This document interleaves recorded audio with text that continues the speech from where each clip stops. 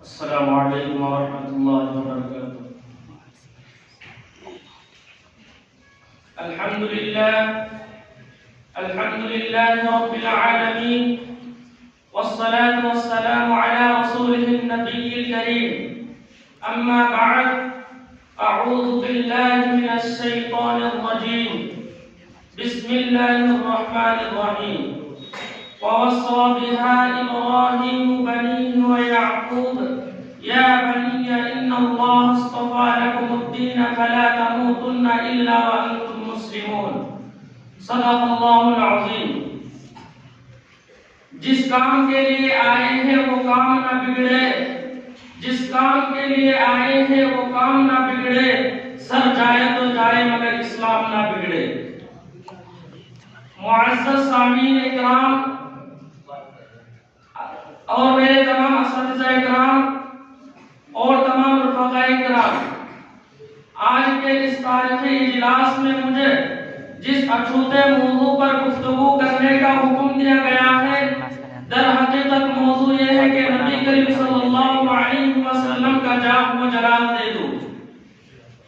جان مانگو تو جان دے دو، مال مانگو تو مال دے دو، مگر ہم سے یہ نہ ہو سکے گا کہ نبی کریم صلی اللہ علیہ وسلم کی جان و جلال دے دو۔ نوجوانان اسلام، ایک مسلمان کی زندگی کا مبارک ترین عمل یہ ہے کہ وہ اپنے دین و مذہب اور آقا مدنی جناب نبی کریم صلی اللہ علیہ وسلم کی محبت میں اپنے جان کا نذرانہ پیش کر دے۔ صداقت پر ایمان رکھنے کے باوجود دین اسلام کی حفاظت، شاعر اسلام کی صیانت و تحفظ کے لیے جان دینے کی طلب اگر تمہارے اندر پیدا نہ ہوئی تو تم ایمان کامل نہیں ہو۔ یاد رکھو، جب تمہیں موت زندگی سے عزیز نظر آئے گی تو تم یہ سمجھنا کہ تم زندہ ہو، اور جب تمہارے شوق و شہادت پر موت کا خوف غالب آ جائے تو تمہاری حالت اس مردے کی سی ہوگی جو قبر کے اندر سانس لینے کے لیے ہاتھ میں مر رہا ہو۔ اس لیے اگر تمہیں عزت کی زندگی گزارنی ہے، اگر تجھے عبادت گاہوں سے پیار ہے، اگر مدارس و مکاتب کی فکر ہے، اگر شاعر اسلام کی حفاظت مقصود ہے، تو تجھے بھی اپنے دلوں کی طرح میدان عمل میں آنا ہوگا۔ آدھے صحابہ رضی اللہ تعالیٰ عنہ کو یاد کرنا ہوگا، خندق و خیبر اور فتح مکہ کی تاریخ یاد کرنی ہوگی، کیوں؟ اس لیے کہ تیرے اندر تو آقا مدنی جناب نبی کریم صلی اللہ علیہ وسلم کی صداقت پائی جاتی ہے، فراست پائی جاتی ہے، جذبات پایا جاتا ہے۔ تیرے اندر تو سیدنا ابو بکر صدیق رضی اللہ تعالیٰ عنہ کی صداقت پائی جاتی ہے، تیرے اندر تو عمر فاروق رضی اللہ تعالیٰ عنہ کی عدالت پائی جاتی ہے، تیرے اندر تو عثمان غنی رضی اللہ تعالیٰ عنہ کی سخاوت پائی جاتی ہے، تیرے اندر تو علی رضی اللہ تعالیٰ عنہ کی شجاعت پائی جاتی ہے، تیرے اندر تو محمد بن قاسم کی فراست پائی جاتی ہے، تیرے اندر تو صلاح الدین ایوبی اور محمود غزنوی جیسی جفاکشی اور پہاڑوں سے ٹکرانے والی قوت پائی جاتی ہے۔ تو وہ قوم ہے جو اپنے جان دینے کے لیے تیار ہے، تو وہ قوم ہے جو اپنے مال دینے کے لیے تیار ہے۔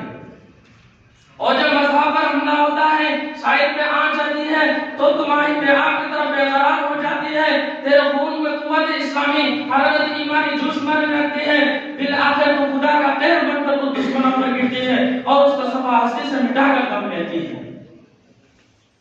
امت کے بھائیو فرزندو، آج تیرے غیرت پر پردہ کیوں پڑ گیا؟ تجھے اپنے دین و مذہب اور شاعر اسلام کی فکر کیوں نہیں؟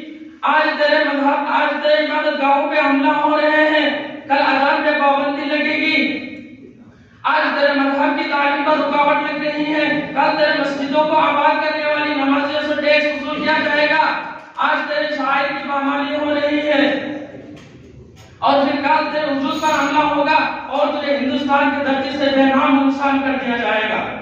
اگر یوں ہی مسئلات کی باتیں ہوتی رہے، مذاکرات و معاہدات کے ذریعے مسائل کو حل کرنے کی منصوبے بنتے رہے، تو خدا کے واسطے شاعر اسلام کی پامالی سے قبل اپنے زندگی کو موت پر ترجیح دے لو۔ نہ سمجھو گے تو مٹ جاؤ گے اے ہندوستان والو، نہ سمجھو گے تو مٹ جاؤ گے اے ہندوستان والو، تمہاری داستان تک نہ ہوگی داستانوں میں۔ اس لیے اگر تمہیں شاعر اسلام سے پیار ہے، اگر تم اس کی تحفظ چاہتے ہو، تو اپنے زندگی کو موت پر ترجیح دے کر شاعر اسلام کے لیے شوق و شہادت میں یہ اعلان کر دو کہ جس کام کے لیے آئے ہیں ہم اسلام نہ بگڑے. انہی 4 باتوں پر میں اپنا تقریر ختم کر رہا ہوں. وما علیہ الا البلاغ. ماشاءاللہ یہ تھے نور